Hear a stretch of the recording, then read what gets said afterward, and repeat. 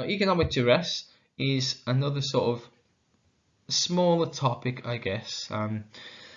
It's not a defense as such, but you can certainly use it to say you don't owe somebody something because they put so much pressure on you that it's illegitimate.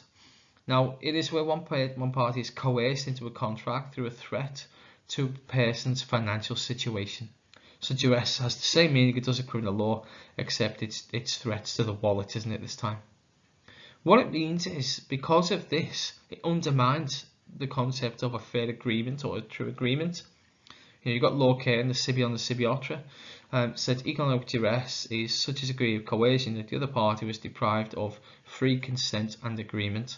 So what he's saying is there's no contract because of that. So therefore, again, if you delve down, there's no voluntary consideration. I'll give you this, if you give me that, well, you're forced to give it. So there really is no consideration. The test of these then, so these are the important bit. I'll stop waffling. The pressure party had no choice but to enter into the contract, and there's no other practical choice. And this can be seen in universe tankships. The pressure also, second element, has to be illegitimate.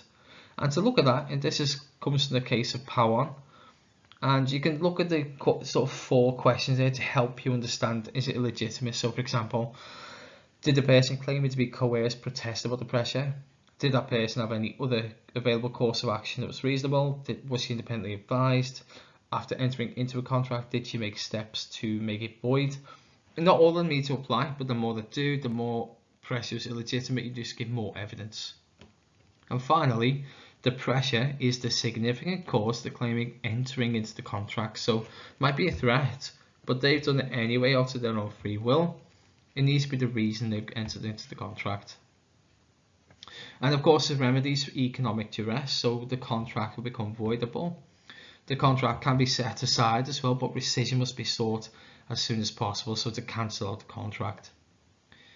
Now, if there are remedies like damages, then it needs to be awarded on a tortious basis this time, so they get the money back, to restore the damage essentially, not to go back to the pre-contractual position. So that's a little bit different.